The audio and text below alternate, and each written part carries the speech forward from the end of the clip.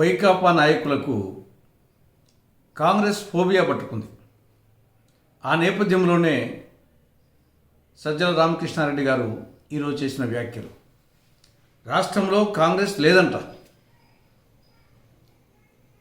కాంగ్రెస్ ఇది హిమాలయాల వలె ఉన్నతమైంది, గంగానది వలె పవిత్రమైంది, ఇది ఒక జీవనది లాంటిది.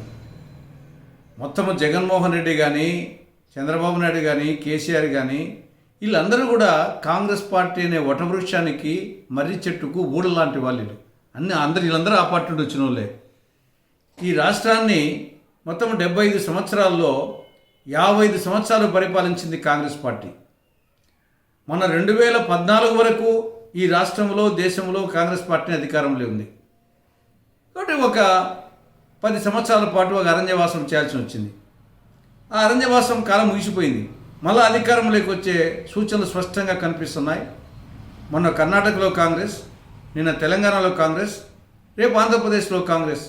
Why not Congress in AP అనేది ఈనాడు రాష్ట్రమంతా ప్రతిధ్వనిస్తూ ఉంది. కాబట్టి ఈ నేపథ్యంలో వచ్చే సార్వత్రిక ఎన్నికల్లో వైకాపాను ఓడించి కాంగ్రెస్ అధికారంలోకి వస్తున్న భయం వచ్చేసి వైకాపా నాయకులకు పట్టుకుంది. ఆ నేపథ్యంలోనే సజ్జల ఈ వ్యాఖ్యలు చేస్తున్నారు. దానికి తోడు ఈ వైకాపా పార్టీ యొక్క వైఫల్యాలు అన్ని రంగాల్లో ఘోరంగా వైఫల్యం చెందింది. ఆ ఓటమి ఫోబియా వాళ్ళని వెంటాడుతూ ఉంది. ఈ 5 ఏళ్ల పాలన ఒక్క మాటలో చెప్పాలంటే రామాయణాన్ని కట్టే, కొట్టే, తెచ్చే అని 3 ముక్కల్లో చెప్పినట్లు అప్పులు ఫుల్, అభివృద్ధి నిల్, సంక్షోభంలో సంక్షేమం, మొత్తం బాధుడే కార్యక్రమం.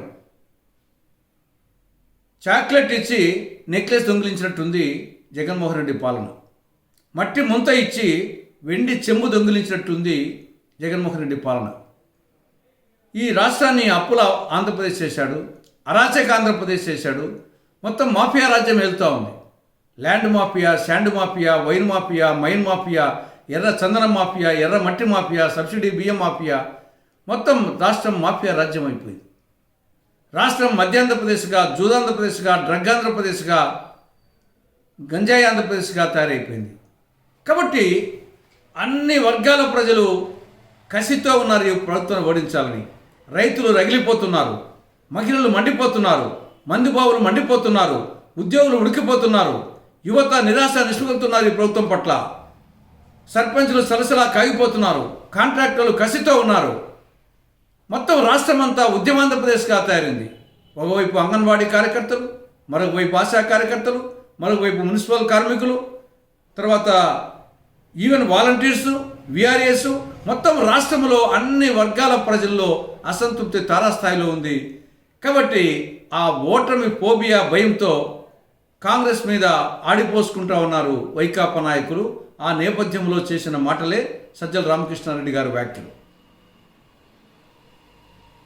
Please subscribe .news.